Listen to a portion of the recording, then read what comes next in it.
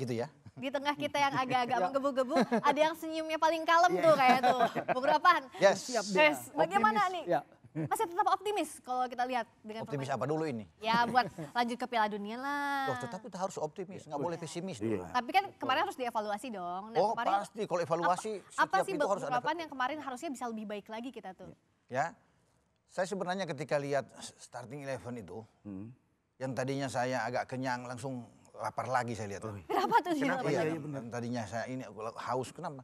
Di luar dugaan saya lihat, kok begini ya yang main. Ya, apalagi begitu dilihat 6 pemain ini yang tidak dibawa, karena harus nonton. Kan cuma 23 sesuai dengan regulasi. Kok di situ ada Nathan Cho ya. Saya juga agak sedikit terkejut kok bisa begini. Padahal ini pemain paling yang saya andalkan. Kalau kita bicara di tengah ya, itu kehilangan.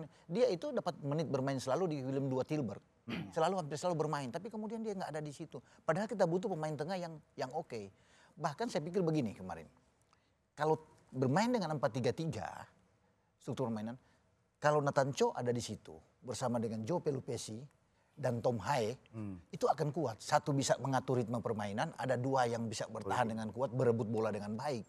Karena kita juga bukan apa, kalau bermain dengan 4-2-3-1, 4-3-3 bukan hanya menyerang melulu yang tadi pikirkan. Kita ini kan pertandingan tandang, itu harus diingat. Bermain di hadapan publik Arab sendiri. Persis. Jadi saya pikir, kalau bermain dengan 4-3-3 boleh lah. Ya, tetapi ada pemain yang kuat di depan Jai Ises dan Kevin Dix. Nah itu ada Nathan, saya pikir Nathan ada di sana.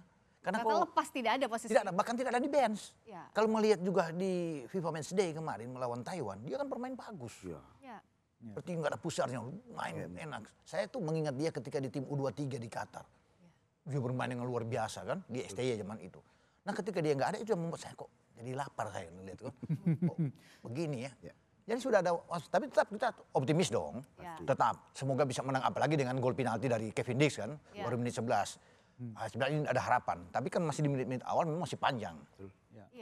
Tetapi dalam komposisi struktur itu yang saya bicara, mungkin saja Beckham ya, kita tidak perlu untuk membuli Beckham sebenarnya. Ya, ini pemain yang oke, cuma dalam pertandingan kemarin dia di underperform, jadi off. Ya, tapi memang dia menurut saya bukan untuk dipakai di starting 11 untuk pemain inti. Dia spesialis untuk super sub. Ketika lawan Cina di GBK, dia bermain bagus sekali sebagai super sub. Ketika itu dicoba lawan Jepang, dia masuk di starting 11, dia bermain drop. Dan ini tidak belajar Patrick Kluivert melihat ini. Untuk apa saya memasang pemain, kemudian ditarik di babak kedua?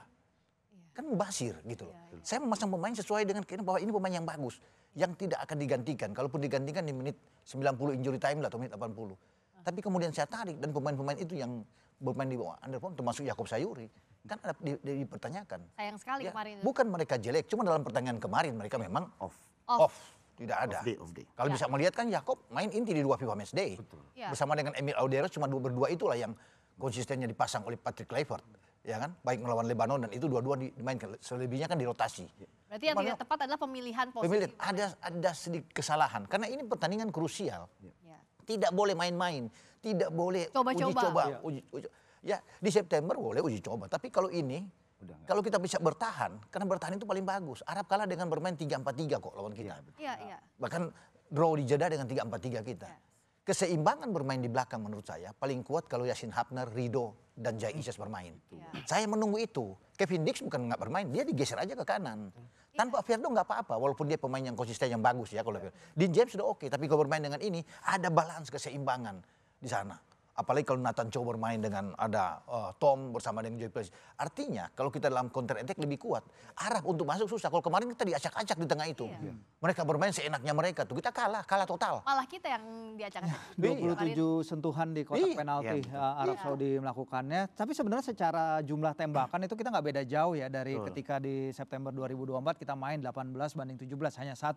Tapi Arab Saudi kemarin menciptakan 3 kalinya big chance. Peluang berkategori big chance ya. Kita bisa lihatlah di highlightnya bagaimana mereka dengan mudahnya menembus pertahanan kita seenak mereka aja masuk dari sorry, kanan dari mana. Kan ada 10 on target mereka kan dari 17% target. Benar sama. Dan Martin melakukan 7 penyelamatan. Itu jumlah yang sangat-sangat bagus sekali. Sebenarnya setuju sih kalau kita memang melihat bagaimana mungkin formasi dengan 3 back itu lebih pakem ya di round 3 sebelum ini. Tapi ini kan yang telah ingin dilakukan Patrick. Patrick juga mengatakan di September itu bahwa ini adalah sesuatu yang dia udah rencanakan, yaitu mengubah formasi jadi 4-2-3-1. Sebenarnya pada dasarnya formasi 4-2-3-1 atau 4-3-3 itu sebenarnya it can work kalau misalnya lini tengah memberi perlindungan juga ke lini belakang. Kalau ini kan bablas. Masalahnya kalau kita lihat average position yang diambil Joey dan Mark itu sering tumpang tindih mereka. Itu sering tumpang tindih. Sehingga kalau mereka tumpang tindih artinya ada ruang kosong yang nggak terjaga. Dan itu kita lihat berkali-kali di mana lini tengah juga sorry itu saya banyak kehilangan bola. Tadi kita bahas juga Papi Ropan bagaimana seorang Beckham Putra kok tidak bisa keluar permainan terbaiknya. Padahal dia jadi starter kepercayaan tinggi. 7 kali dia mengoper tapi 3 kali itu dari titik kick off. Ini tentu ya pukulan juga bagi dia. Apakah formasi ini nggak bisa mengakomodasi permainan dia atau secara keseluruhan memang the whole team struggling sehingga dia jadi salah satu yang akhirnya ditarik keluar pada menit 45 salah satu yang dikorbankan. Afif, kalau dari Afif yang hilang selain poin kita ya di permainan ini apa sih yang hilang dari permainan tim Indonesia, timnas kita? Ya kalau yang hilang saya ngerasa, ini pertama saya disclaimer dulu, mungkin kalau bahas timnas tuh harus banyak disclaimer. Yang pertama saya bukan buzzer PSSI, yang kedua saya bukan ternak Sintayong. Jadi saya harus fokus sama timnasnya nih. Ini bagus banget, apa yang kurang, apa yang hilang dari timnas Indonesia, yang pertama saya ngeliat determinasi. Itu kalah segala-galanya, setiap duel bola kalah, setiap ada benturan kita jarang menang, itu hilang tuh determinasi. Sama pernyataan sikap di lapangan. Jadi sikap pelatih di lapangan nih kita mau ngapain nih? Apakah mau defense, melakukan counter attack, atau emang mau ngandelin transisi, atau mau full attack? Kita nggak ada di situ. Abis golin kita kayak hilang nyawa. Di situ yang ngerasa saya agak kurang tuh di situ tuh. Sama yang terakhir kalau ada istilah sepak bolanya adalah poor tactical awareness.